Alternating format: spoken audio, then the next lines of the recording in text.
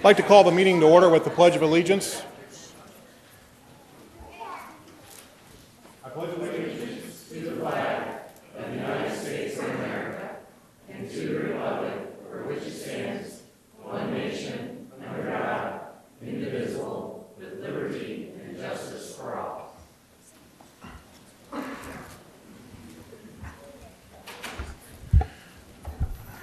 Good evening, ladies and gentlemen. Welcome to the April 21st Fishers Town Council meeting. We do have a few announcements tonight. Pete, do you have an announcement for us? I do, John.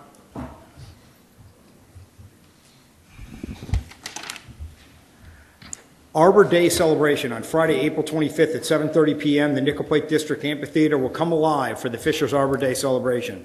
Games and festivities will take place as the sun sets and Fishers Park and Rec Department explores the importance of our trees in our community.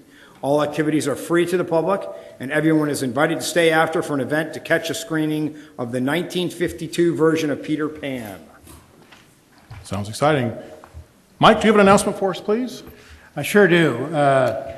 Fishers Farmers Market is going to begin again this year, Saturday, May 3rd. Yeah, and that's the opening day. The Fishers Farmers Market is located in the Nickel Plate District behind Town Hall here. Chamber of Commerce is excited to welcome back your favorite vendors from last year and a few new members as well. We'll have produce to jam to flowers to artisan bread.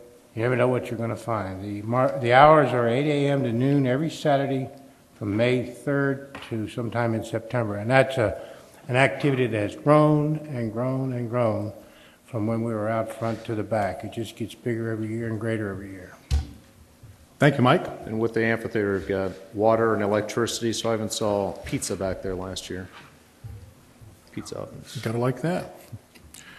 We do have a couple presentations tonight. The first one is the Fishers Hero Awards.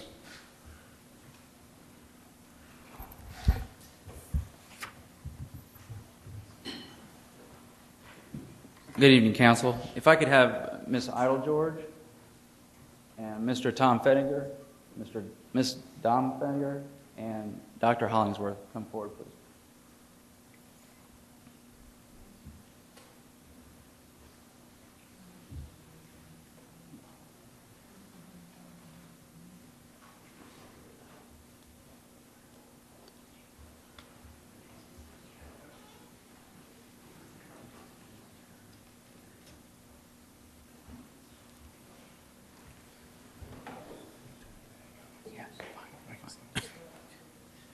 Good evening. My name is Tom Weigert. I'm the Public Information Officer with the Fishers Police Department.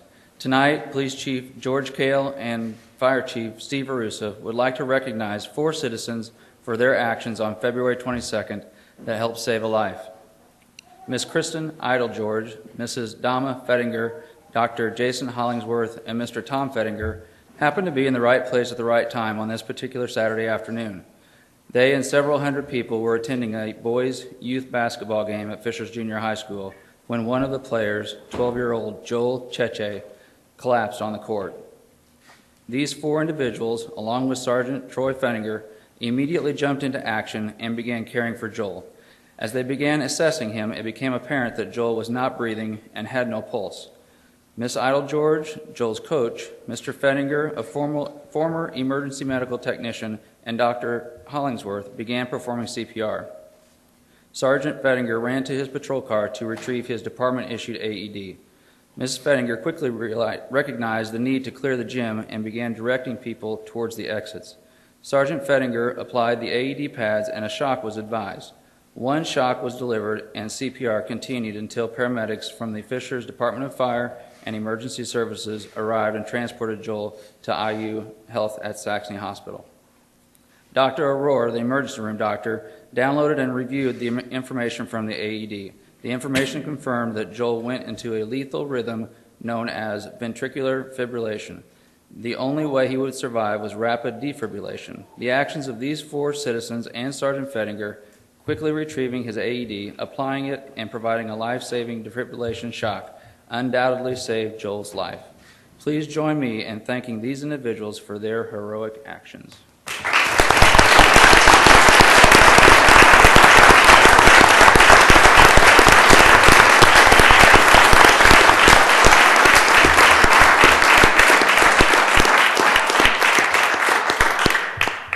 Next, I'd like to call up Dr. Smith.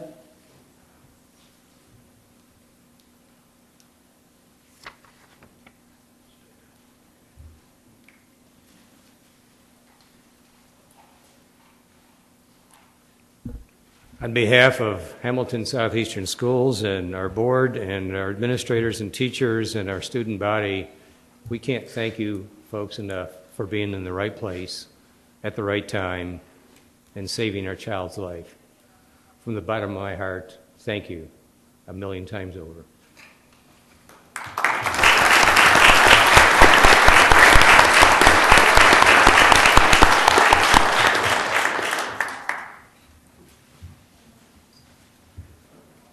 Hello, my name is Pierre Twer, and I'm president of HeartReach Carmel, and we're a not-for-profit organization.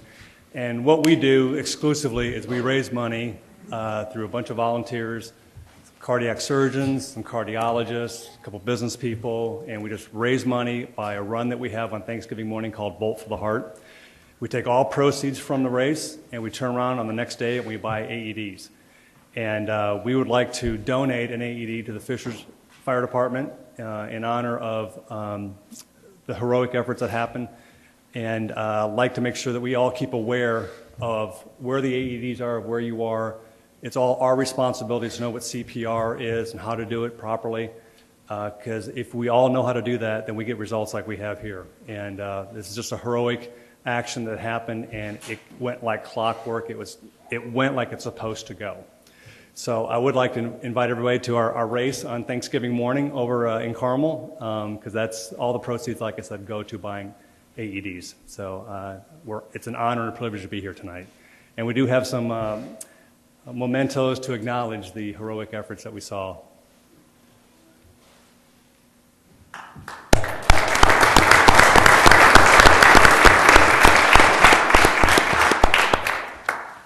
The first plaque that we have is for Steve Delwy.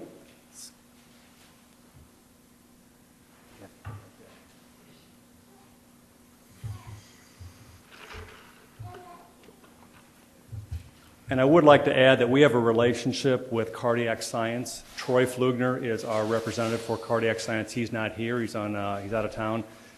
He put all these plaques together. I don't take any credit away from what he's done. But the next person we have is Officer Fedinger's wife, Dama.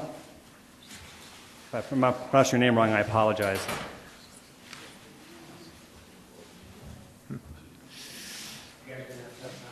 Yeah.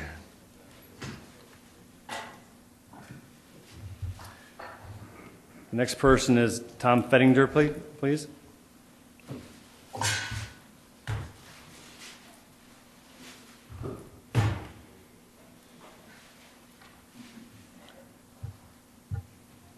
Coach Kristen Edelgeorge.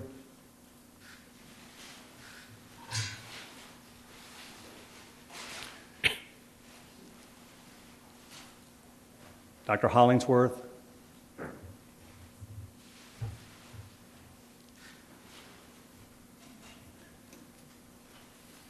Sergeant Troy Fedinger.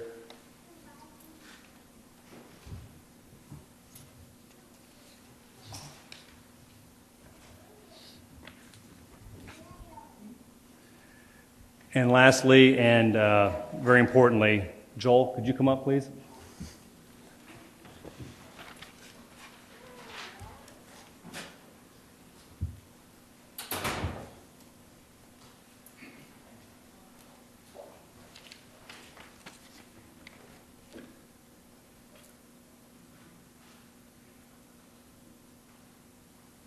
Thank you. This is a great honor.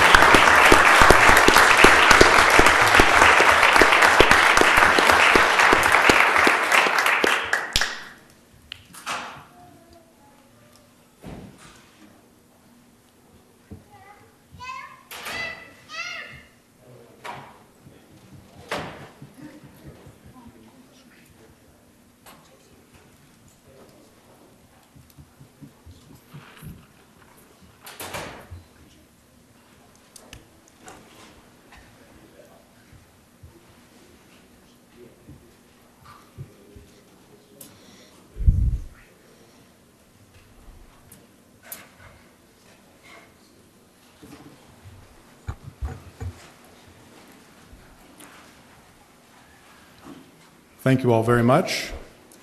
Next time on our agenda, another presentation, Keep Fishers Beautiful.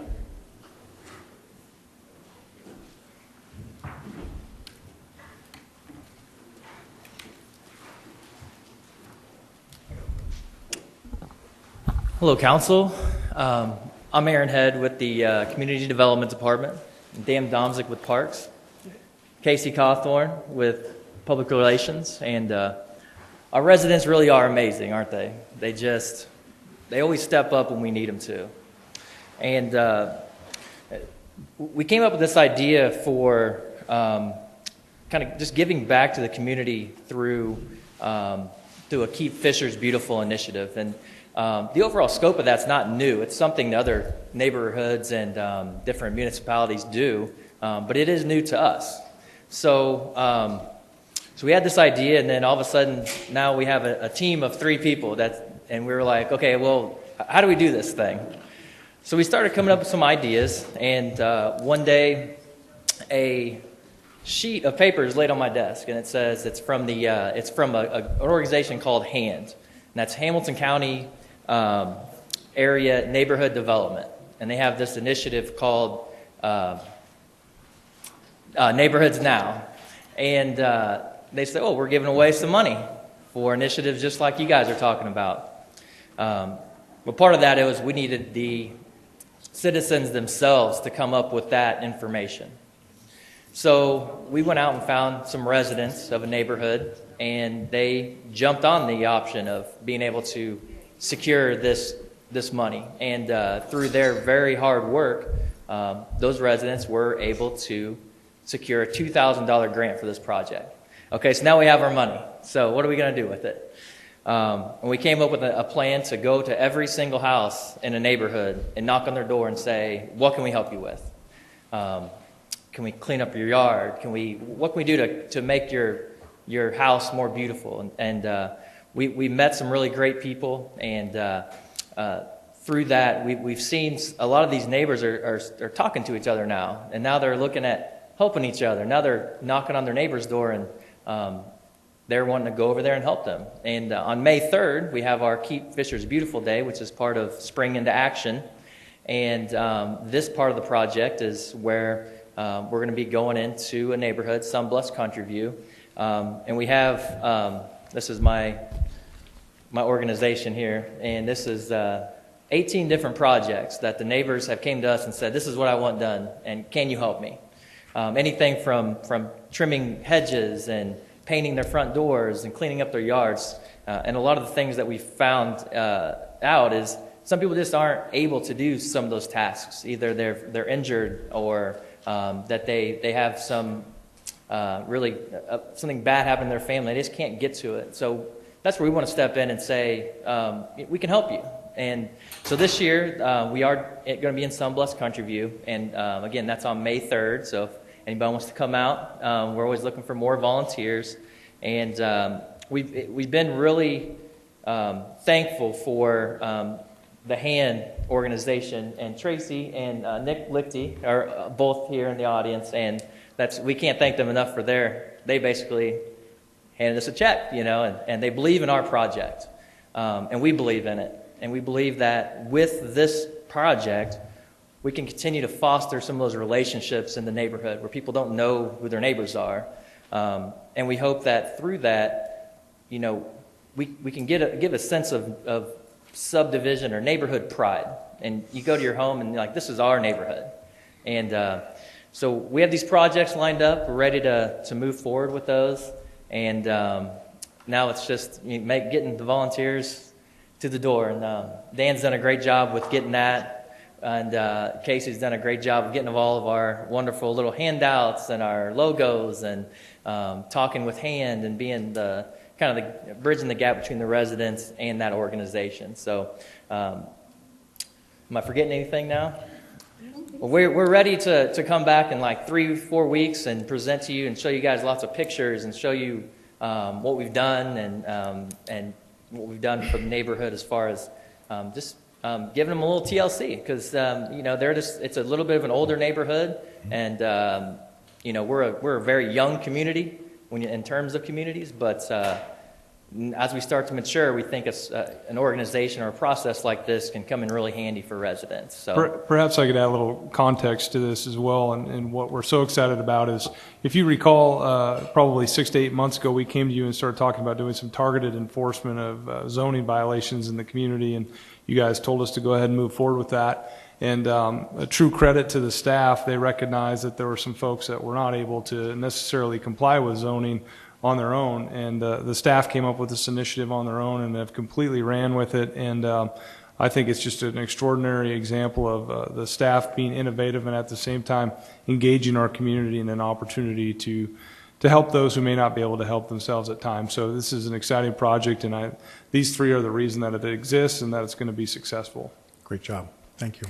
thank you, Council. I'd just like to add as well, I live in the older community area, and I frequently talk with Aaron and some of his staff, because I get the phone calls and the emails and so forth, and this is just a great step in the right direction. I know it's tough. You guys have a tough job going out there and knocking on doors, and this is an opportunity for you to go out with something more than a hammer, and I think you're to be commended for it, you and your staff.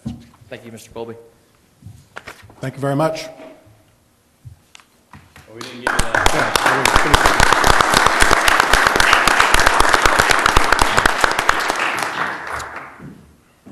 We do have a proclamation this evening, and I will take care of reading that. It's Apraxia Awareness. And we do have a young lady here tonight to speak about apraxia, if I'm pronouncing it correctly. I'm close. But if you want to come up to the podium and state your name and talk a little about it, and then we'll read the proclamation for you.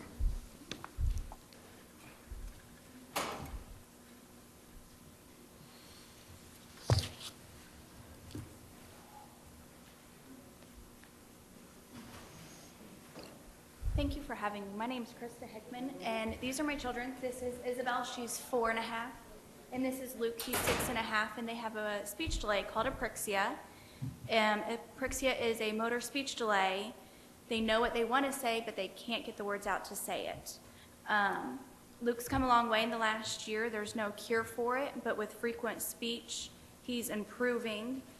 He's in kindergarten right now and actually reading at a level C. My daughter is 4. She will only really talk if she's in a Cinderella outfit. Yeah, why not? But when we got diagnosed with apraxia about 1.5 years ago, we didn't know anything about it. Never heard of it. It wasn't common. So my goal is to get people aware of it. You know, if you guys, it's hard watching your babies struggle with anything, but to have something that nobody knows about. So that's my goal, is to get everybody aware of apraxia, and have a better understanding of it in different ways that we can help. Great. Thank you. Thank you. Well, we do have a button that we were given all the council members this evening, and we will certainly Thank you. keep those near to us and certainly keep that awareness. So. Do you want to say hi to me? You want to? Okay. Say hi? No? Okay. All right.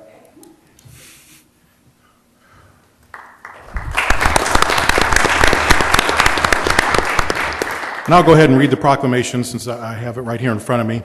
Whereas the town of Fishers recognizes the needs of all children in our community, and whereas children with apraxia have a motor speech delay and issues saying sounds, syllables, and words, and whereas apraxia is a disorder of speech coordination, not strength or mental ability, and whereas researchers show that children with apraxia have more success when they receive frequent speech therapy, and whereas in the past decade up to 4% of children with a speech delay of unknown origin were found to have apraxia, and whereas raising awareness for apraxia can help with the diagnosis and future treatment. Therefore, we, the Fishers Town Council, do hereby proclaim May 14th, 2014 to be Apraxia Awareness Day. The town of Fishers and all its citizens encouraged to celebrate it. Thank you.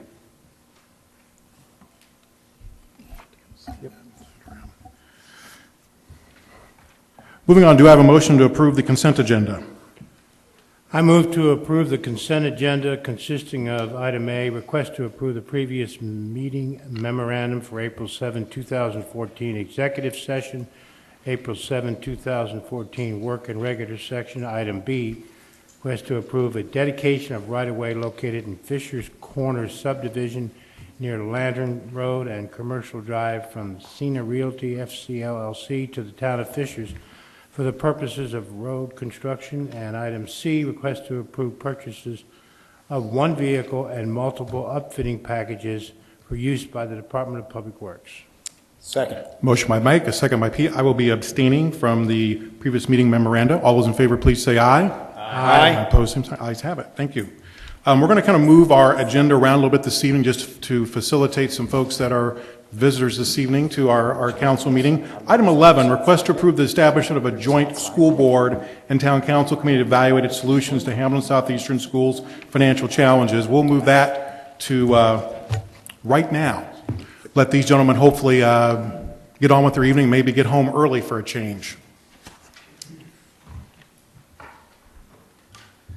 Thank you, John, for allowing the agenda to move this item here now after the consent agenda. Stuart Easley, Fishers resident, 11599 Ringer Road. Appreciate having the opportunity to come before you with a proposal that I had made as a public offering, as an individual idea to the school board a week ago today. And I stand here before you to make this proposal to the town council and then also for the community to hear at large.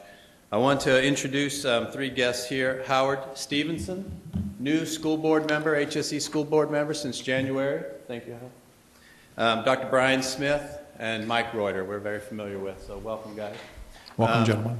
We don't have a specific program to present. I want to highlight the fact that, and many of you I know may have already seen it, but Dr. Smith and Mike have been going around the community presenting not only to staff and teacher groups, but PTOs, parents around the community, organizations, service groups, really telling the story around the budget concerns and the challenges that have been facing the school, not only over this last many years, but in this last, specifically the kind of budget constraints and the challenges HSE has been faced given this last embodiment of the school funding formula.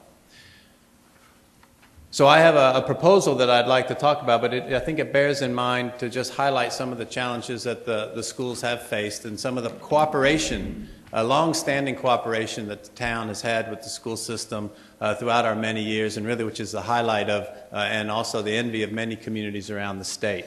Not only if you just point to our premier program with DARE, with our public safety officers have done just an outstanding job through the year in partnering with the schools and our DARE officers to our resource officers, to then really tactical things that our town manager has championed and staff has executed and led the way, ranging from fuel on one end to really some critical services like snow plowing that we all had some experience with this past winter just a few months ago, and lawn maintenance and mowing, really innovative ideas that have saved the schools a tremendous amount of money and able to leverage and utilize our staff and our resources to the maximum benefit for the public.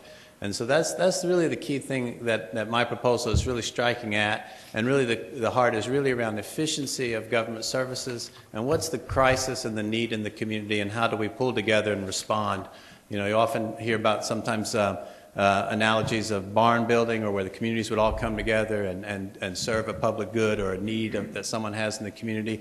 And really what I see here is a need that the schools have been facing and communicating, but it's really up to all elected officials and all people concerned with the community to face this challenge in our town of Fishers, soon to be a city, and recognize that the schools are one of our most cherished assets and most cited issue that people are concerned about. Why people move to Fishers in the first place when you look, and why they stay, is the quality of our school system.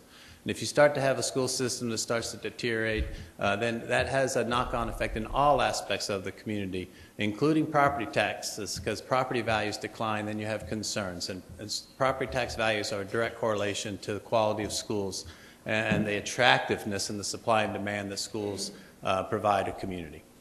So if we look back over the years, the school passed an operating referendum and the state split the way schools are funded. And it's important, sometimes people don't remember or recognize that the schools have capital funds that they can go to bond for, and then that they have within their power to determine directed ability with, and when over a certain limit, they have to go to the school, to the public and ask for approval. And we've had 2 bond referendums in recent past. Last 2 referendum from the school has been on construction, okay? The other referendum that was done some years ago, I think 2009, was for an operating fund referendum where the state provides to the school what it determines to be the funding necessary for the school to be adequately serve the educational mission that the community sees. And the school funding formula for operating funds is made up of 2 components, a base component or a standard component, and then an added component made up of a complexity index that the state legislature will tweak every 2 years or so when they want to adjust the budget. Over 50% of the state's resources and tax dollars go to funding K through 12 schools. So you see it's a very significant part of the budget. Now, the state legislature determines how much money individual school districts will attain throughout and receive throughout the state, but it's the local school boards that decide on the school's educational mission and vision and what they decide to deliver. So sometimes you can have a disconnect between what is viewed as adequate from the state and what is adequate for the community as determined by the school board. And so we see ourselves in a time in these past years when through cuts that the legislature has made or the executive body has made, the town of Fishers and the HSE School Corporation has seen a disproportional, or one might say an inadequate amount of funding relative to the vision of the delivery of quality educational services in the community. Now the school, through our own cooperation with them on a number of cost-saving measures, I highlighted just a few, but through their own administrative efforts, both at Dr. Smith and Mike Reuter, but also through the school board, they've made a number of cuts throughout the years. And the most recent round of cuts for this next school year were highlighted and passed at their last school board meeting.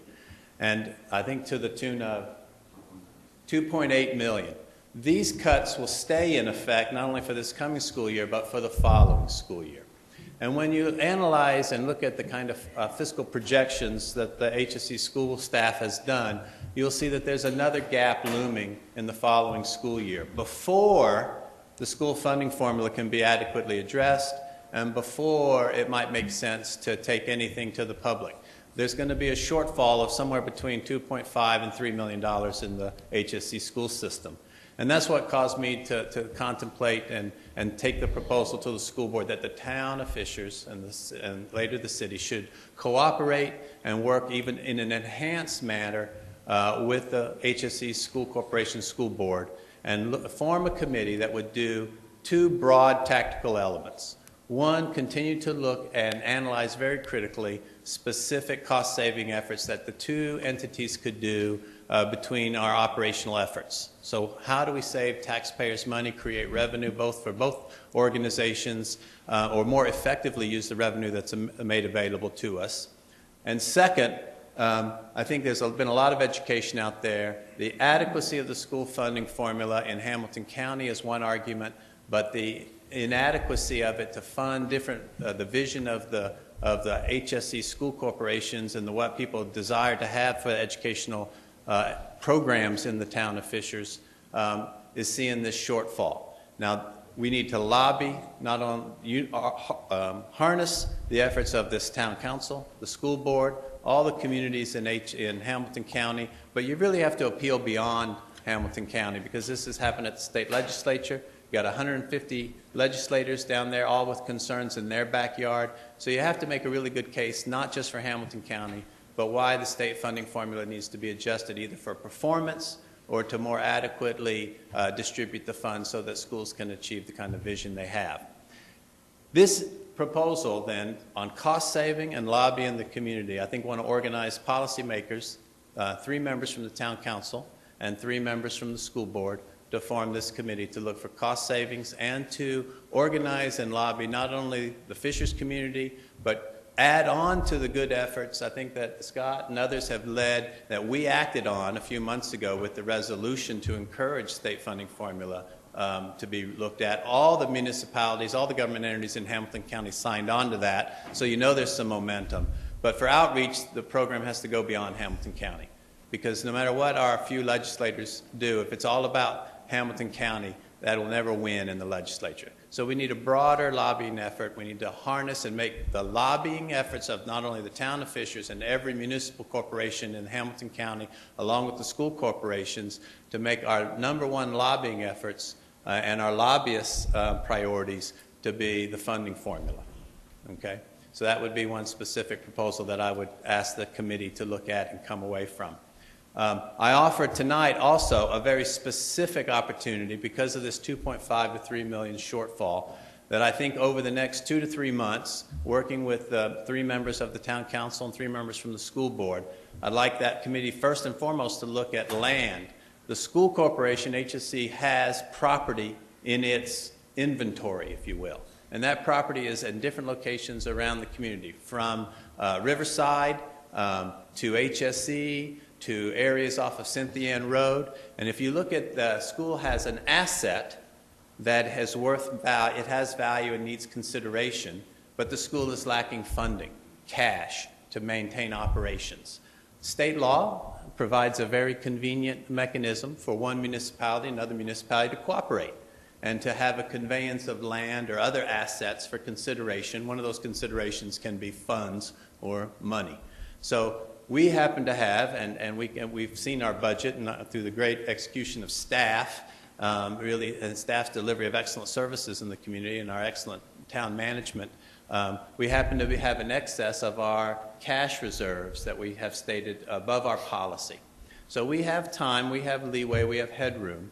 We can look for the identification of key properties in HSC's inventory that we may need for park ground, for public safety, for a fire station, or for other areas in the town that where the town and the city can utilize this land to the public's benefit, convey funds to the school corporation so that they are, in essence, monetizing their land and creating some headroom for them to use the funds as a one-time kind of stopgap measure so that they won't have to lay off teachers and staff and cut critical programs in the subsequent year before the school funding formula can be remediated.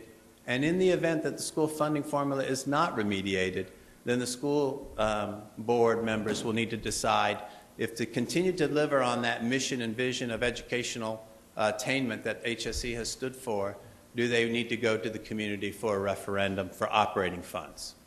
And so that is the critical dialogue that needs to happen over the next 12 to 18 months.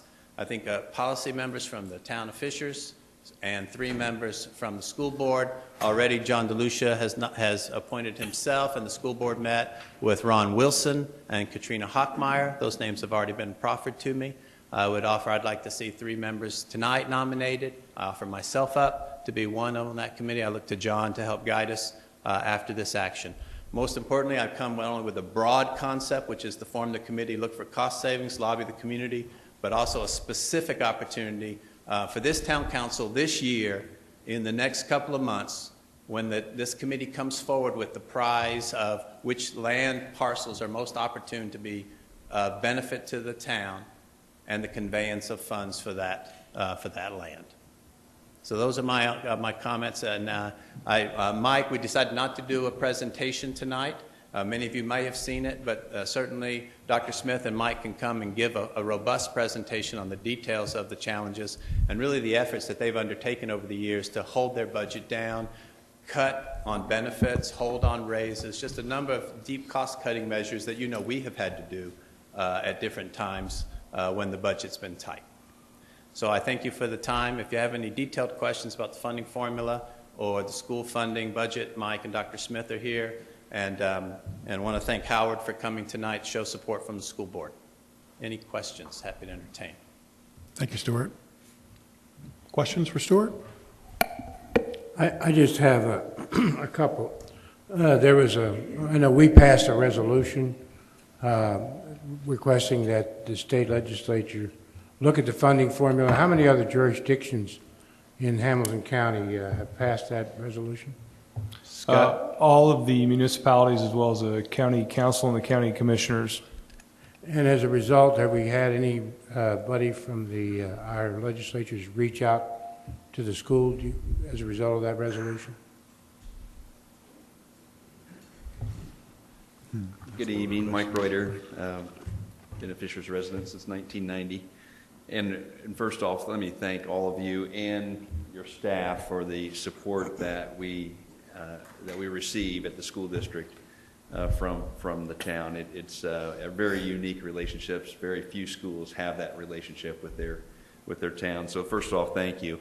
To answer your question, Mr. Colby, the resolutions that we passed this year were effective in the sense that we were also seeking relief from Senate Bill 517, which was a protected tax levy, a piece of legislation that was passed last spring.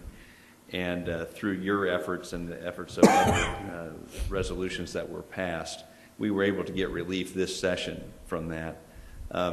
We identified that we had a $5 million shortfall last October, and that did not include the $1.9 million potential loss if we did not get relief. So we feel like the resolutions have been effective in this last session and will continue to be effective in the future if we pull together and use all of our elected officials in the county. Mike, is it fair to say that there's some communities outside of Hamilton County that noticed what we were doing and were taking a look at also passing resolutions at least similar to what we were doing in the donut Yes, counties? I believe there were some districts in Hendricks County that are using the same model to emphasize the situation and to use that as a leverage to communicate to their legislators. I guess I would just add parenthetically, it's just an example of the jurisdictions coming together and passing resolutions, and just an example of the success of doing that kind of thing. So I think this is a great idea, and I'd be interested in serving on the committee. Mike, while you're still up there, from the school's perspective, how important is it that the school have a firm, almost irrevocable commitment from the town that we're going to give them the $3 million, and in some way, whether it's through the exchange of land or something, in terms of their planning for next year and the next year's budget, and also in hiring teachers or retaining teachers? Right. Of course, we identified the $5 million in the fall of 2013, sure. Which will be put into place beginning of this next school year. The remaining shortfall would not be identified until the fall of 2014, but if we were able to secure dollars by the sale of land, that will allow us to avoid the next round of reductions. And although this round of reductions really hit our employees by reduction in their health benefits, by doubling their deductibles and significantly increasing their out-of-pocket maximums, we've also hit our community with higher pay to participate fees, which neither of those are pleasant decisions to make. But the next round goes even deeper. Stuart used the analogy at our board meeting that we've not only cut the low-hanging fruit, we've stripped the leaves off the trees. And I would actually take that one step farther. The next cut will be breaking branches off the tree. It goes into personnel at that point. It'll be difficult for us to maintain the same level of service by reducing potential positions. Now, of course, we're not at that point. We would identify that in the fall if we did not secure future funding. So, I guess to summarize briefly, if you don't get the firm commitment that the town's going to provide the schools $3 million, that whether it's the end of this year or the beginning of next year, the classrooms start feeling the hit in terms of teachers and staff. Correct. And our parents would feel that. And I guess that's why I'd like to see the committee work together over the next couple of months and then come back to the school board and back to this council with a specific, not only that proposal, which is opportune and easy and definable. And I know, Mike, you and Dr. Smith have already briefed the school board on different types of parcels that you might be able to monetize. But the committee will also look at other cost savings and synergy opportunities between. But I think there's an absolute safeguard opportunity for the town and the school board to exchange land for funds and to make sure key teachers and staff and teachers and staff are not laid off and key programs are not gutted while the community is rallying not only around school funding formula amendments, but also then the potential need for a operating fund referendum. A couple of points I didn't make, and stay there, Mike, though, because you have the details. You know, people say, well, didn't we do an operating fund referendum? And we did, the community did in 2009 for 10 cents. And then within a year, the state, because of its overarching budget cuts, in essence put a large haircut across the entire school funding, which in essence practically wiped out the net effect of that 10 cent. And Fishers was, because of its forward thinking, was one of the first communities in Hamilton County to go forward with that, a referendum. Other communities, they had the benefit of a little bit of timing in that when they went for their referendum, it was after the state cut to the school, and they were able to go in for, in some cases, 2x the operating referendum. I think on average, a little bit more than 2x the operating referendum that HSE did. These are other school corporations in Hamilton County. Just for sheer timing, they went to their referendum after the state significant cuts to the schools' bucket of funds. And so while they are all in a programmatically concerned area, the HSE has been disproportionately disadvantaged because of that aspect. And then in this week there have been a lot of people who are aware of this proposal because it was made at the public meeting of the school board. And so a lot of good response. Some have applauded it and praised it, and others have critiqued it to me, saying, well, this is the town. Town does its business, okay? Let the town do its business. Let the schools suffer if they need to suffer, okay? Let them learn their lesson, some people say. What I would say is that we're one community. A taxpayer pays their funds for the quality of life in this community. And the broad sense of the community should not get so parochial to say that's your area and leave us alone and don't interfere. We need to look at when you take taxpayer dollars and deploy them for critical uses in the community to do good for the community, to do what the citizens can't do on their own. That's why government is formed, to do good for the people that they can't do on their own, in my view. And so we have to look beyond the issue of saying, well, this is our money, let's hold it and let the schools suffer, when we can cooperate together. And actually the state law provides for this exchange and cooperation. So we're not inventing anything new here. We're just doing what is the right thing to keep teachers in school, keep staff employed, keep delivering the high quality of education, to give the school board freedom to lobby and educate the community and to a greater extent. So I make a motion for us to form this committee. I volunteer myself, and that I would have an expectation. I know we've had John, and I see Katrina Hochmeyer has come from the school board, was able to make it tonight. Make sure, and I think she was going to be a member of this committee, along with John DeLucia and Ron Wilson. I would say that I'd want that committee to work and bring back to both bodies within 2 to 3 months specific proposals, one of which may be the land exchange for funds. I'll second that motion. A motion by Stewart, second by Scott. But I'm also going to offer an amendment too. I think it's in the spirit of Stewart's motion as well. I would like to add that the town is committed to giving the $3 million to the school, and we just have to have the attorneys figure out how. And that it's in essence it's irrevocable and firm commitment that the town is going to provide the school $3 million so that the school can properly plan for the next school year, and so the staff doesn't have to worry about being laid off, and programs don't have to be hit for the students. So I guess the only clear I would like to add is that we have a firm, irrevocable commitment to provide the schools the $3 million. However we figure it out, the attorneys have to figure it out. Just a couple quick comments, if I could. I'm supportive of what we're trying to do, and Mike, you and I have talked on a couple occasions about what's going on funding-wise, and certainly have no issues whatsoever with the committee being formed. I would like to ask that the townships be included.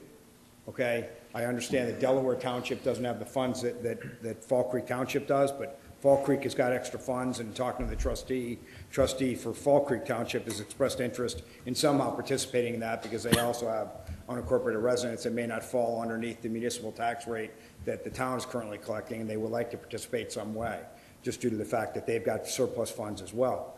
I'd also, and I certainly appreciate Scott's eagerness to go ahead and jump on and get this handled. I think that if we put a hard, fast 90-day timeline on that, rather than jumping in today, is that going to cause the school any discomfort to where we need to make a decision hard and fast, somewhere like Scott is suggesting, but that has to be done within a 90-day time period? Is that going to cause any undue pressure for you, or is 90 days a good time period to get I guess the final answer? let me answer that for you. Within 90 days, we have the primary that's already come and gone. And so what it really means is we need to vote tonight so that everybody in the community knows where people stand on the issue. So when they go to the polls in 2 weeks, they know where people stand. And so to me, that's important. Whether it's $3 million for us, if the township's willing to join in, fine, then we'll reduce our contribution proportionally. But regardless of where the money comes from, that if the income's the end, there's no other source, and the town is the only entity there with $3 million available, then the town is firmly and irrevocably committed to providing the $3 million. And Scott, I guess my worry there as of today is that now we're going to have a new council, we're going to have a mayor potential, we're going to go ahead and contractually obligate them before they've had a chance to weigh in.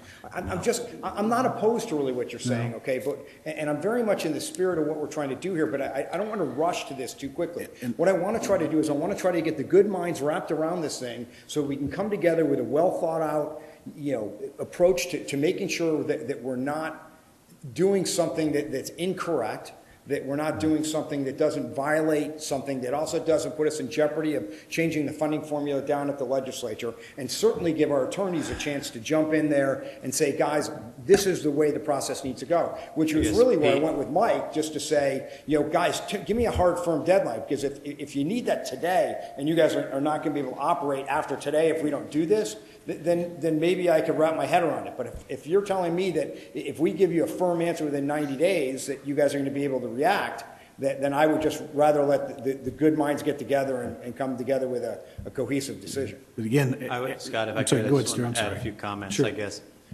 So first, I agree with your one suggestion. I actually was talking to Jeff Hearn, and a good idea has a lot of authors, and so there's no pride of authorship here or issues. I know that our town manager, Scott Fadness, even several months ago, had talked with Jeff Hearn, trustee, about land purchasing for fire station opportunities or for land banking and other, because they have funds, as you said, excess funds.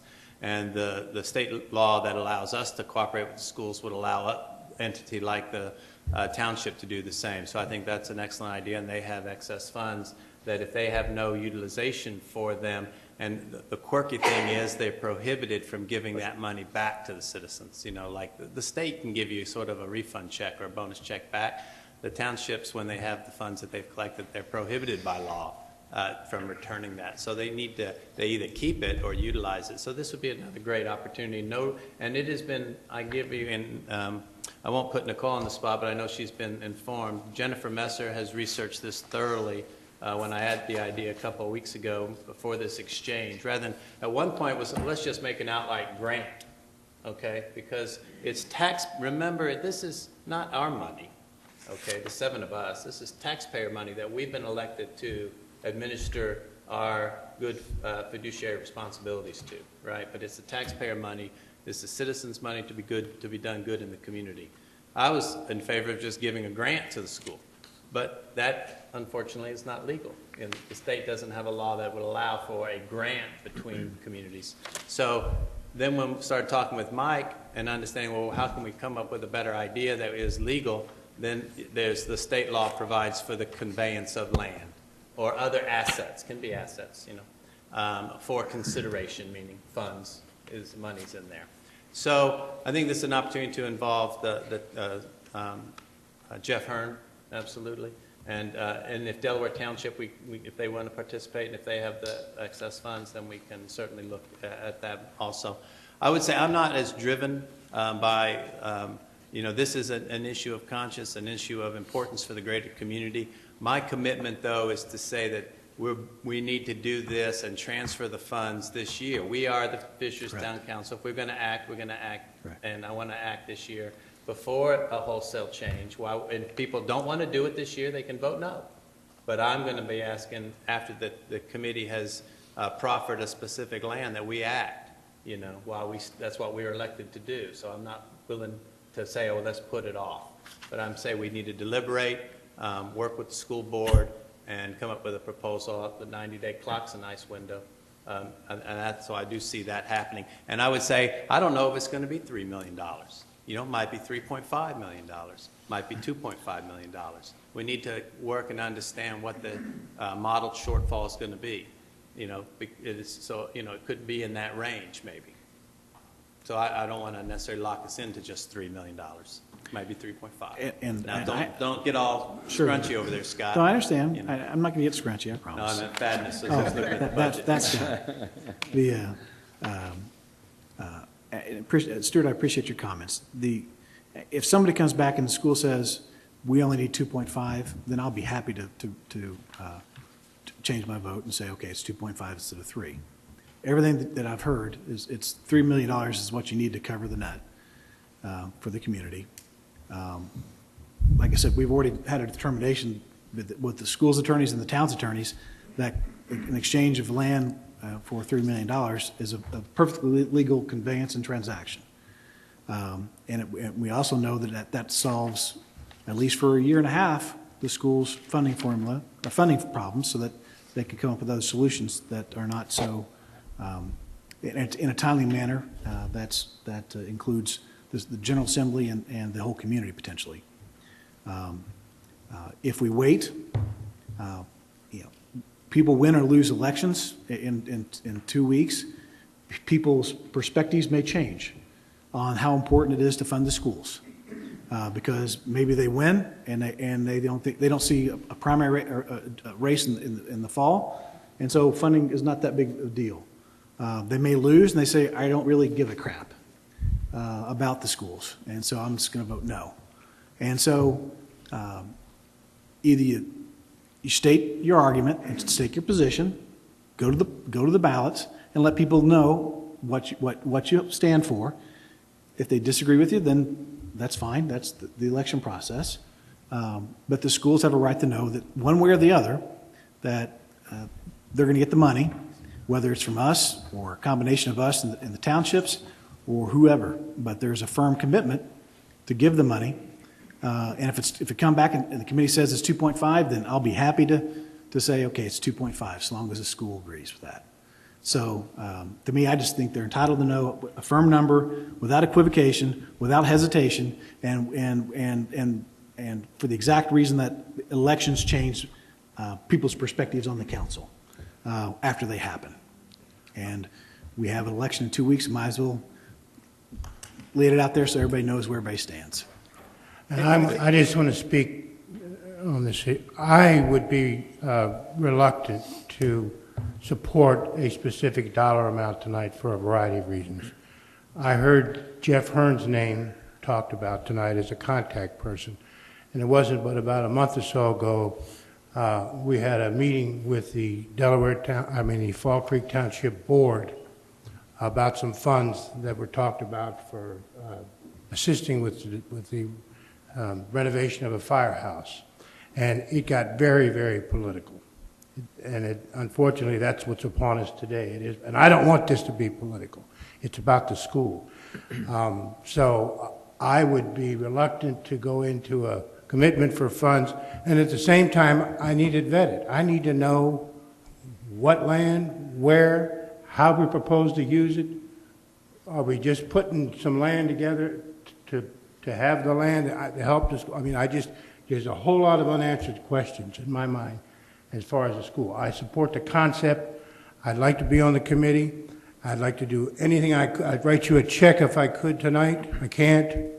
But I'm just not inclined to go along with a commitment tonight for a specific amount of dollars based upon what I know. I don't know how many more folks have a comment, but I think I'd like to know procedurally. We had a motion, and then we had I guess it was a friendly amendment to a motion, and then another friendly amendment to a friendly motion. So I'd like to sort all that out. We just had one motion, one amendment, and discussion now. Okay. Yes. This is discussion. So I guess I'm calling for the question. Well, John can call on people who want to have their. I think there's some other folks who want to comment, Yeah, David? just real quick, I'm supportive of obviously looking at any ideas anytime. And I've been on the council for a couple terms, but been in the community for 18 years. Over that 18-year span, you always have school funding formula issues, which is not any of your faults. It's down in Indianapolis. And I think that the current problem now is that anytime you have the school funding formula, if you could have a baseline per student, it would be acceptable per student. But I think what you guys are having to wrestle with is many times it's a metric that's set up, and then if other schools have certain additional needs, instead of being additive to them over that baseline, it's subtracting from us here. So it's a core issue that we've always had to deal with, and some years it's even more critical, which it is now. So I'm supportive of moving forward to find ways to do that. With my council hat on, though, I can't make a decision tonight kind of along the lines of Michael. I'd want to know what the land is, where it is, what the fair market value is. Do we need it? Do we specifically need it for this? What's our budget category to even purchase this? We do have funds here and there, but it's not that things are just waiting to be spent. So I'd just like to have those questions answered, and that's what I would need in my mind for moving forward. I can offer myself up if needed to serve on that, to help maybe find what some of that land is useful for in fair market value. But as far as voting on it tonight, I wouldn't be able to, but that doesn't mean that I'm against it. I'd like to make a comment. Along the lines with David and Mike as well, I think in clear conscience, yes, this is taxpayer dollars that we're working with, and I think our taxpayers would appreciate the stewardship and the very thoughtful process we will go through if this committee is formed to have an informed decision. I think we're all very used to that in this community, and our residents deserve nothing than less than that. So I am supportive of this committee being put together and just seeing what kind of creative options we can come up with.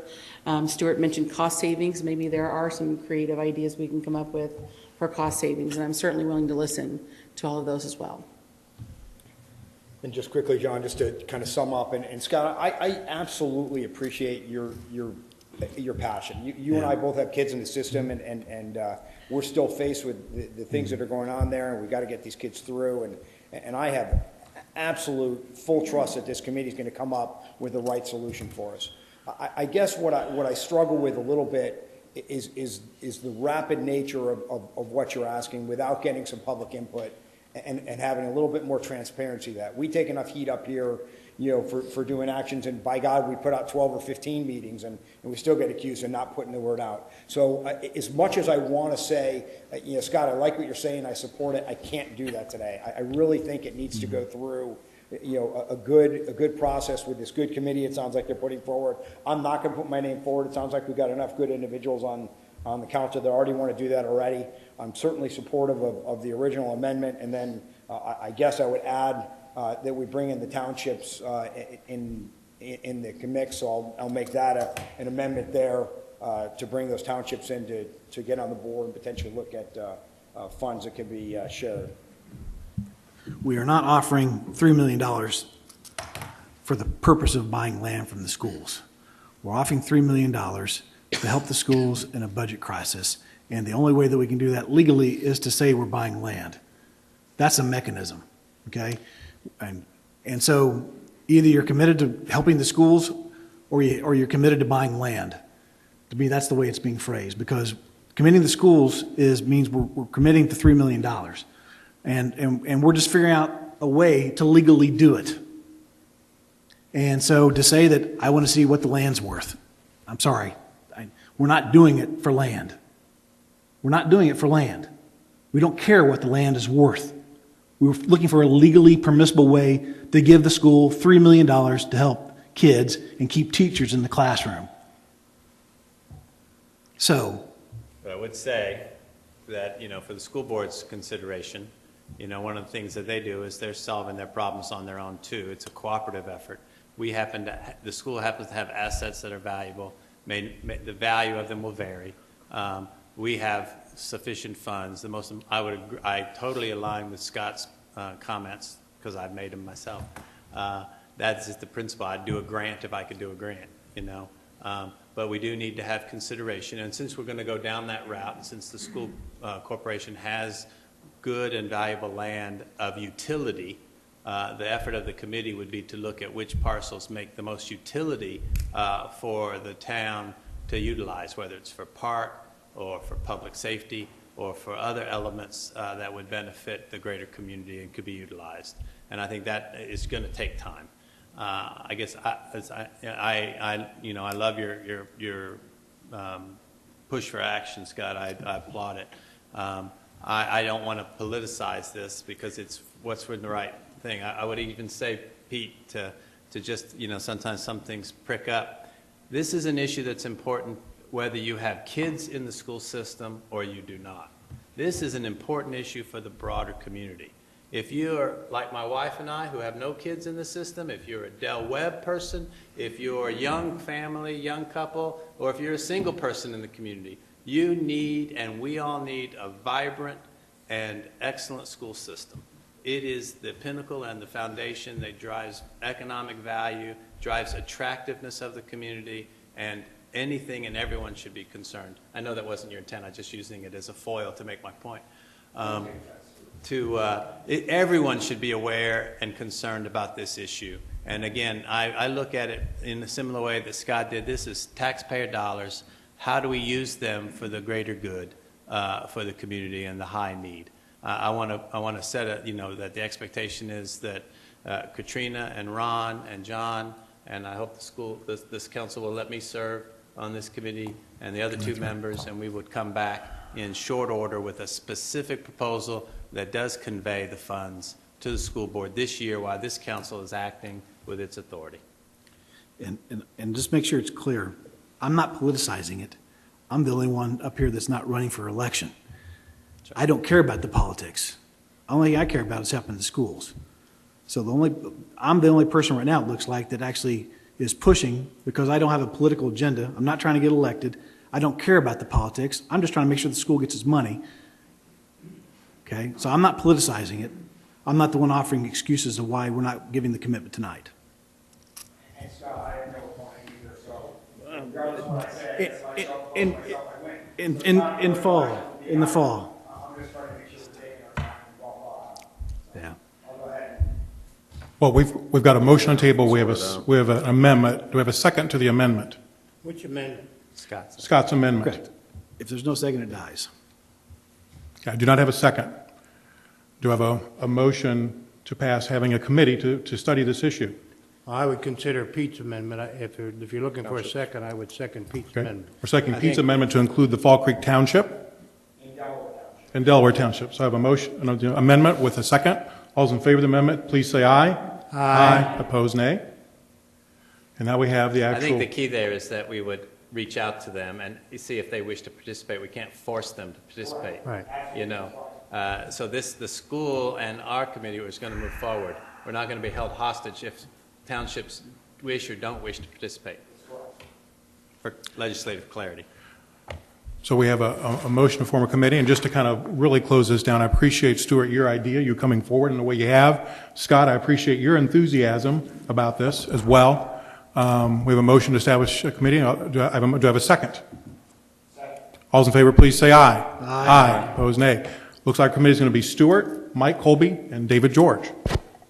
Thank you all for your support of the school system. Thank you.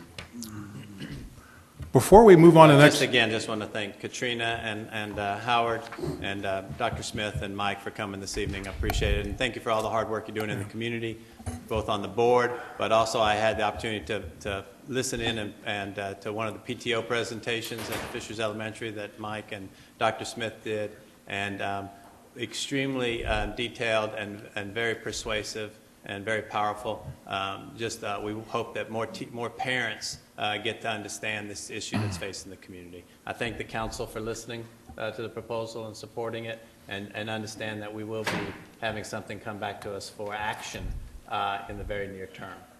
And I just want to add, I'm not a morning person. We'll wait till 7 a.m. Yeah. Thank you very much for being with us. Also appreciate your service to our community. It's a great pleasure to work with all of you. Thank you very much. Before we get back into our regular agenda item, we do have a Boy Scout here in the audience. I would like to have this young man come up and give us his name and what he's working on and where he goes to school at. So come on up, sir.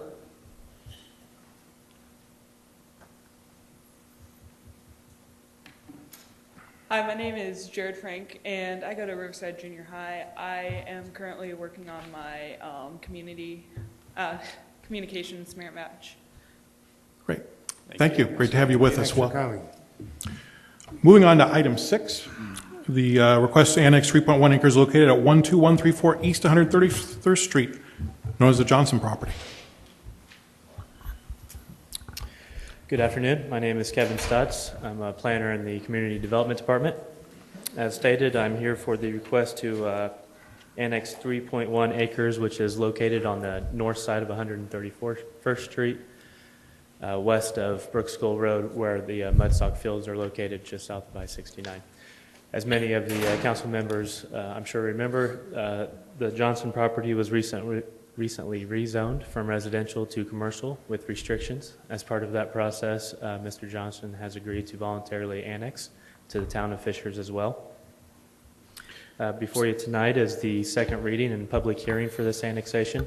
I should comment that the fire and police services are already provided for this area. Water and sewer are provided through private utilities. Motion to have second reading. Can we have suspend rules and do 3? Can't. Statutory. We're supposed to have a public hearing, too. Yes. Yes. Correct. Okay. At this point, any questions for Kevin? If not, we will open up the public hearing. Anybody wanting to come forward, please state your name for the record.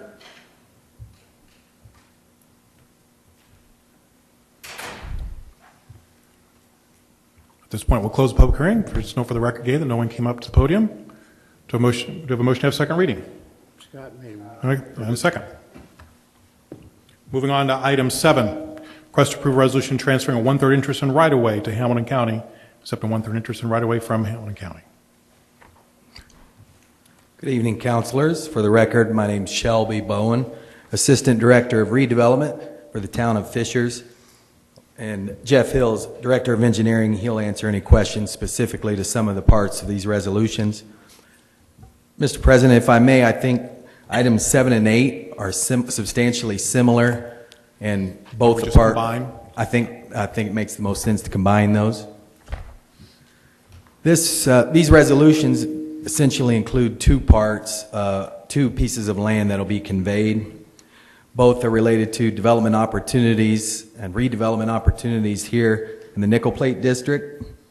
The first resolution is the request to approve transferring of a 1/3 interest in a right-of-way to Hamilton County and also accepting a 1/3 of interest in a right-of-way from Hamilton County. Those are for 2 separate pieces of property. I think you have those exhibits included in your packets, but for purposes of clarification,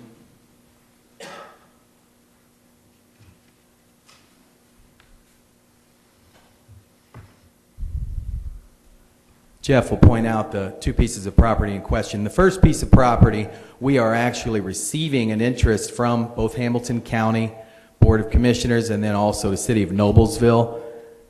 This particular piece of property is interesting.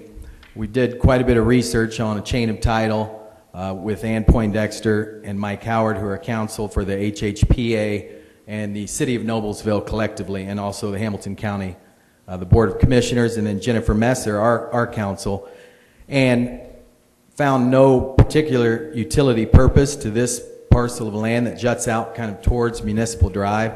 If you look at the aerial, it actually... Can you zoom in on it so we can, the parcel under concern?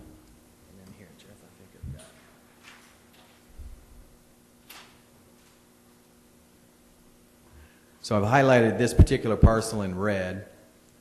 If you can see the aerial, you see that it actually encroaches over and across, or I guess under the current existing building. And through exhaustive research, through deeds, and with the Hoosier Heritage Port Authority, we have found nothing that indicates that this was for any particular purpose. So what we requested from First Hamilton County and the Board of Commissioners on Monday, April 14th, was that they convey their interest in this particular piece of property. And And let me, for clarification purposes, say that this property is owned jointly by Hamilton County, City of Noblesville, and Town of Fishers. So in order for Town of Fishers to assume ownership, then City of Noblesville and Hamilton County would convey their interest in this particular portion of the parcel. So Mr. Fadness requested that conveyance from Hamilton County on April 14th, which they approved. And then we also requested essentially the authority, since the Hoosier Heritage Port Authority by statute has the right, as Councilors George and Cox know, they sit on the HHPA, they have the right to preserve and protect and maintain these right-of-ways. So each of these conveyances will be supported by the HHPA will actually sign the quitclaim deeds. So we presented in front of them April 14th, and they approved those in substantially similar form, pending final approval from both Town of Fishers and City of Noblesville. So that's the first piece of property that we have. The town has requested conveyance, so they will own that portion of property outright. The second part of the resolutions, in each resolution from, in this particular instance, to Hamilton County and to the City of Noblesville, is another portion of right-of-way that we're actually extends. This will be new right-of-way that will become right-of-way and then preserved by the Hoosier Heritage Port Authority. And so in order for the HHPA to maintain that right-of-way, the Town of Fishers is conveying their interest to the HHPA. And then the Hamilton County and City of Noblesville will I see accept the that. utility of the first one, but what's the utility of the second?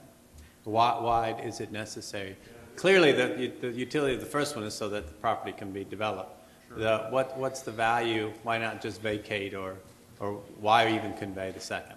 Sure. The second parcel, which just to make sure everyone sees that, is shaded in dark blue here at the top of this exhibit. It's going to be immediately north of a new road extension of Fishers Corner Boulevard, which will extend from its current dead end at Lantern Road to Municipal Drive in this complex here. And as part of that, there's a new road and rail at grade crossing that we received approvals for from both NDOT and the HHPA. And to construct that, we need to relocate the existing sidetrack and switch to the north, so that's not in conflict with this road. And so this transfer preserves ground for the HHPA for that new relocated switch to sit on their property to provide construction and maintenance for it. Very clear. Thank you, Jeff. So tonight, if you approve both resolutions, then the next step for the town is to request the same, per item 8, the same conveyance from City of Noblesville on April 29th. Mr. Fadness, I think, has reached out to Mayor Dissler and is on their agenda. And so, and Mike Howard, who is counsel for the for the Hamilton County Board of Commissioners, he's been involved. And of course, essentially, we feel confident that they are willing to consider that request. So I would ask tonight that you approve both resolution items 7 and 8. Questions? I'll go ahead and make a motion to approve R042114 and R042114A. Motion by Pete, second by Renee. All those in favor, please say. I have a question. Just a discussion. Sure. I think this happens to just coincidentally be a very nice example of where municipal entities can exchange land that might have value, but in this case, we're assigning it zero value, when in reality it does have value. It's almost the opposite side of the coin that we might contemplate in a few months from now. So it's just a nice coincidence. It's a learning tool, teachable moment here, that this opportunity where we have cooperation, in this case between the two, between us, HPP, and the county. So you see this, we're affecting it tonight, so it's very good opportunity. I think we should wait 90 days, form a committee, and let the public be transparent. Let the committee look at this. Let the whole community look at it. And I don't want to politicize it. So we need to make sure we put it off for 90 days. No more to add. Sorry. So I have a motion by Pete and a second by Renee. All those in favor, please say aye. Aye. Ayes have it. Thank you.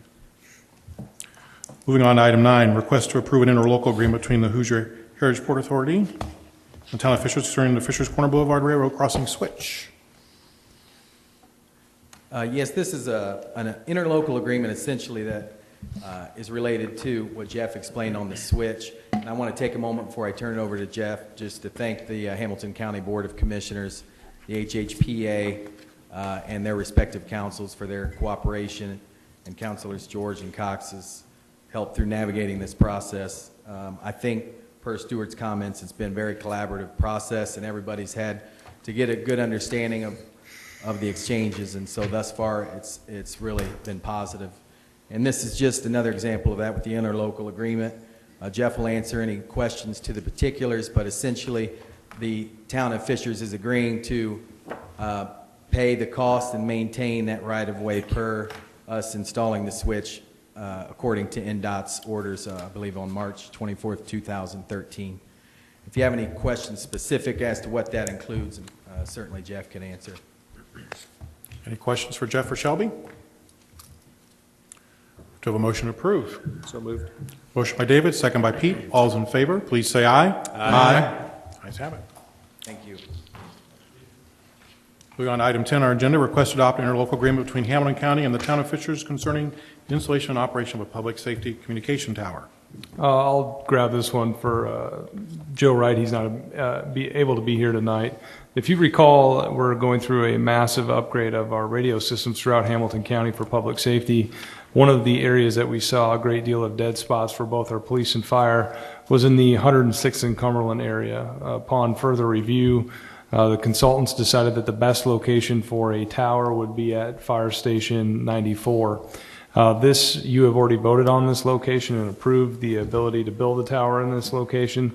This is merely the easement that would be required for the county to be able to place that tower on the site. It's the same height as we discussed at the previous council meeting and was approved. And we'd request tonight that you approve this easement allowing the county to operate the tower at Fire Station 94. Scott, do you know where the county is with the FAA approval? My understanding that's all been cleared. It has? Okay, good. Thank you. Any other questions for Scott? Do we have a motion to approve? Second. Motion by Pete, second by Stewart. All's in favor, please say aye. Aye. So we have it. Very good. Any other unfinished or new business? Yeah, I have some items, John. I had asked the town manager to take a look at the idea of putting some mirrors in at the railroad crossing on Hague Road, just a little bit north of 96th Street, and for that matter, any other railroad. If you're familiar with that, when you drive up, you got to kind of turn your head around if you're going in both directions, and someone suggested that perhaps a mirror going up there could tell you whether the train is coming or not. So I'd asked that the town manager take a look at that idea to see whether it was workable, and I just need some kind of a status. Sure. I've had the conversation with Jeff and Eric on a couple different options. Have not approached the Hoosier Heritage Port Authority yet on that specific item. We've been pretty busy with them on these other agenda items, but hopefully we'll have some renderings, if you will, of what it would look like, and we'll bring that forward to HHPA for their approval. So that'll appear as a work session item, or will that appear as a agenda item? Or I would, if you guys would like to see what we would do in terms of the mirror prior to going to HHPA, we can certainly bring it back to a work session. That suits me if it suits the rest of the council. Yeah, we will bring that back. The other issue I have was the road that is running in front of the Sears and around Kroger. I understand there's 3 separate entities that have interest in that area. I know we did a portion of the road from River Glen to the stop sign in front of Sears. It's in need of that again this year. I know there has been discussion with Kroger on having them step up to the plate and assuming some responsibility for their potholes, striping. I know some of the striping's been done, but also taking a look at that road in general and bringing it up to standard. I'd like to get a status report on that. Surely, we can definitely do that. We've done the title work to determine all the ownership interests, and right now I'm working with Jeff and his department to determine what would be the financial implications to the town if the town would proceed any further, maintenance, how much it would cost, that individual to upkeep so we can have numbers based to make an educated decision about what direction we want to go. Well, actually, there's three, like I said, there's three different entities, and we're treating one of the sections as one entity. Yeah. So there's that question, and are we going to do that again this year? Are we going to pursue the association? And then Kroger, we've already initiated discussions, so there's... Yeah, I think there's a couple dead ends here, frankly, on a couple of these items. The Kroger, we may continue to have those dialogues, and I think, Mark, you're probably having those, or Keith Tolis is an engineer, I don't recall who's talking to Kroger, but the other two entities, I'm not certain there is any kind of gold pot at the end of that rainbow in terms of money, and so we're going to have to make a decision. To your point, are we going to fix the roads, or what are we going to do? We have similar issues in other parts of the town that after this winter is really starting to press the issue. And I know Mark has issued some citations and talked to some folks over on, is it Trade Center Drive? Yeah, over by the Ram, if you recall. That road's in even worse shape, private road-wise. So we're going to get answers to you very quickly on this particular issue because the roads are certainly in bad shape, and we've got to get moving. Yeah, I mean, you know, there was a police officer killed last night on a road because of a pothole. I'm not suggesting that our roads in that particular area are that bad, but we've been talking about this, and I just think and we need to move to a terminal point. If we have to initiate something that forces people's hand, then I suggest we take a look. Not to say we need to go there at this point, but I'm saying let's draw a line in the sand and say, because people are dodging potholes out there on that road today. Well, I mean, just to add to that, I think we've had several reports, and this was something that David had championed, you know, and staff, Jeff and others had pointed out, you know, we've had a number of roads, notwithstanding bad winters, okay, but that had some subsurface drainage problems, and we had the Spalding, and we had an inventory that was conducted, and then, you know, programmatic effort to say, you know, how big the problem is, and I just don't remember that. I think that was supposed to be coming back to us around this time, and so, and if this is needed for, you know, we're talking about X million dollars a year, we might want to then, like we've done in the past, over David and Scott and my tenure, we've looked at bonding issues for major road projects.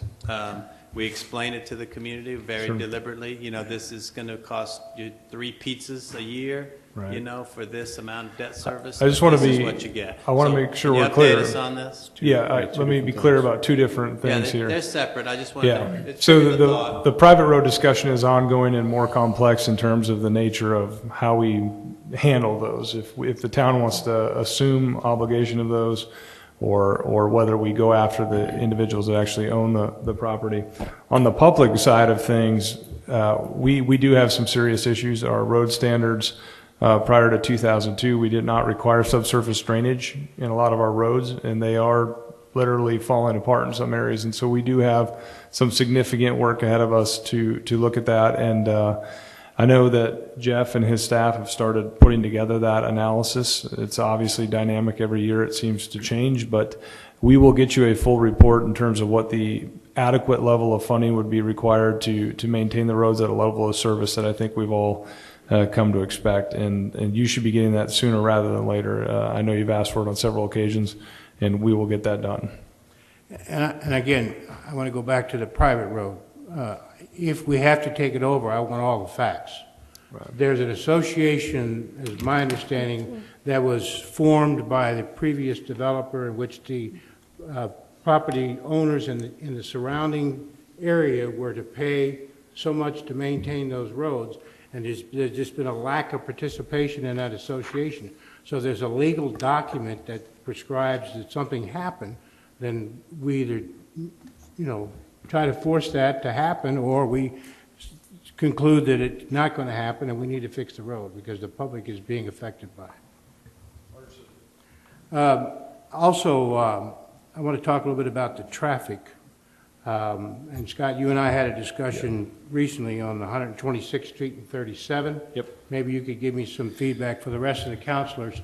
I use that road, and a number of other people use that road. If you get 6 cars through that intersection heading east, you're lucky. and traffic backs up literally into the roundabout down on Lantern Road, and it takes you 25 or 30 minutes to get to the intersection. Say nothing of the fact if you have an emergency vehicle. And I know we have an officer out there doing his best, George, to direct that traffic, but you can't squeeze blood out of a turnip. Yeah, Now I understand 131st Street is backing up to the roundabout and down Lantern Road. So we now have another problem. That may be something that's exacerbated by what's happening on 31 with the We have, detour. I've asked A&F, they were supposed to be out there today identifying if there's signal timing issues at 126th and 131st. Our main concern is that it really could genuinely be a product of the fact that we upgraded I-69 and now cars are dumping onto 37 at a rate faster than they have in the past, because now we have 2 lanes going northbound on 37, and we don't know whether NDOT changed the timings to allow traffic to keep flowing north and south and left to east and west out there. That's what Steve Fairbach will be looking at. On another note, just so everyone is clear, we have had some traffic issues on 116th Street, particularly last week around Wednesday as a real-time signal system is being implemented. All of the signals had to go back to a standard recall as we put in the new computer system. That means that there are no sensors. It doesn't pick up when there's someone there or when there's not someone there to give you more green time. And so last Wednesday was a very bad day in terms of traffic congestion. A&F Engineering has been on site, and we've got it tweaked to the point now where I think we're back to about where we were prior to that change. We hope to have all the new systems by Friday, and hopefully have some semblance of real-time synchronization in the next 2 to 3 weeks after that. So we did have a glitch in the system, so to speak, over that last few days, but I do think A&F has gotten it back to pretty much the state that it was previous to us putting it onto recall. So we appreciate residents being patient as we work through this new system. Scott, on 37, do we control the signals, or is that NDOT? NDOT. Have we talked to them about that, just like we did on 69? I think we're waiting to find out from A&F what the situation is, and then long term we should probably start working with them in terms of synchronization of those lights as well. And just like 69, it's just we would take care of that. It's still theirs, but as long as we don't. Right. Scott, could you, I'm sorry, David. Yep. Could you speak to where's that real-time signal from the boundaries Sure. that are impacted by that? It's Allisonville Road from 126th to 96th Street. On 96th Street, it's from Allisonville Road to, I don't believe we went across the bridge, did we? Lantern. And then 116th Street from Brooks School to Allisonville Road. Thanks. Mm-hmm. Scott, a few months back, the state announced they're going to widen 69 from exit 5 to Anderson. And I sent you an email, and Jeff responded as well, about what infrastructure improvements that we see. As they're doing that, they may have to take out certain bridges. They may have maybe opportunities for us to put in pedestrian paths or Right. sidewalks, or, have we had much discussion? Jeff has had a follow-up meeting on that. I guess, have we as a council had any decision of as far as what is the ask? What are we asking for? No, I think we were still in the information gathering stage in terms of what they're actually doing and the impact on any bridges and fissures. Yeah, I did have a meeting with the consultant team and the project manager from NDOT just to learn a little bit about their scope of work and the timing for the improvements you're talking about on I-69, and just to generally speak about it for those who haven't heard anything about this before. There is going to be an added lane in the I-69 median, both northbound and southbound, from 116th Street going north up to State Road 13. Also proposed is interchange modification at exit 210, the Southeastern Parkway campus parkway interchange with some ramp changes and other configurations, bridge widening. And then what you kind of made mention of is what's still up in the air with regards to some of the overhead bridges.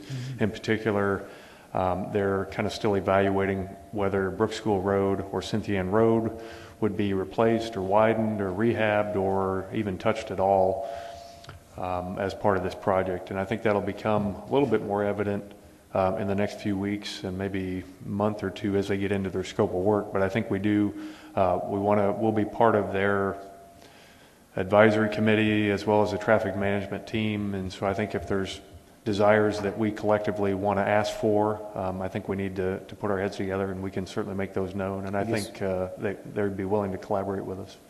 I guess timing-wise, when do we need to have our ask prepared and submitted to them? Yeah, I think the appropriate timing would be within the next 60 days. I think we've got a little bit of time here. Generally speaking, it's a design-build project, which means the state will do a preliminary design. They'll put it out for bid, and then contractors will assemble an engineering and a construction team to finalize the design, and then we probably won't see any construction before 2015, and it will go into 2016. And I guess if it's next 60 days, it's probably worthwhile to have it on the work session. Yeah, we'll get it dialed in. Any word on the new interchange on 106th Street? The interchange justification study the draft should be going to Federal Highway shortly, which was really kind of the linchpin to start the design in full force. So we're very positive that things are moving in the right direction, and I would say we're shooting for maybe a late 15 construction start. What do you say, Jeff? To that end, are we looking at the traffic flow on 106th on the past the roundabouts? And yeah, we did a study when the interchange was going in. A&F did a study identifying any problems that we would see at any of the intersections, modeling if an interchange went in. So what happens at 106th and Hague, what happens at 106th and Cumberland, and we've adjusted our capital plans accordingly.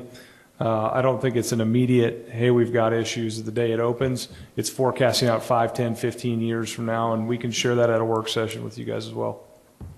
Scott, on the roads that come out of winter, we always have these potholes. Do we have and I can't remember, do we have a report pothole on our website? Oh, yes. Okay. Yeah, absolutely. If you could, send some. I was in Canal Place this past week, and it looks like they have some really unusual, as you enter in off of Oleo, about 150 feet in, and then another 100. I know where you're talking about, yeah. Right in the middle of the road? Right in the middle of the road. These are potholes. It's very unusual in the sense that they're, maybe a foot deep and really they're not circular. I wonder what's underneath them. In this not much. That is the issue. They're not potholes. They're road failures. So in Indianapolis, you'll see a pothole, but the rest of the road holds its integrity. What we have, partly because of the lack of subsurface drainage, is the water has caused it to be so unstable that the road just falls apart. And so we have to go in there and cut out that whole section of road and basically rebuild the road. Okay.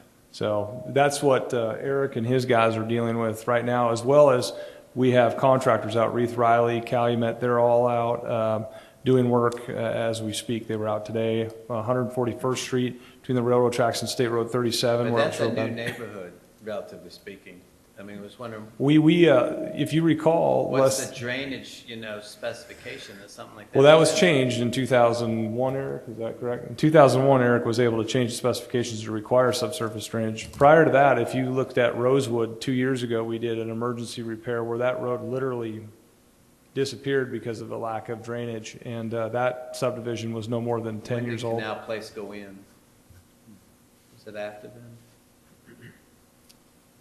Pete used to live in that. Yeah, it is not necessarily a function of age. It really is about how the road was built and what kind of drainage we have. Just wondering, inspections, that sort of thing. Yeah, no, the new specifications that we have would preclude a lot of this from happening going forward. But still, age has a big role, and we got a bunch that are going to be in 20 years. Yes, absolutely. So. Yep. All right. Do any claims need to be polled? No, I'm not done yet. You're not done? No. Keep going. Thank you. Would a wireless microphone be compatible with this system here? If so, can we look into that? Because when we have a plan commission meeting, people are bending over constantly, putting things on the overhead projector. You can't hear them. Some of the citizens come up. They're tall. They're short. They move the microphone up and back. They forget to turn it on. We have a couple different wireless options that we can certainly discuss in more length, but these wireless podiums can certainly be placed there. I guess I need to understand if you're envisioning a handheld or a lapel mic or one of these portable wireless podium type mics, but we could certainly have one placed up there. They work anywhere in the room.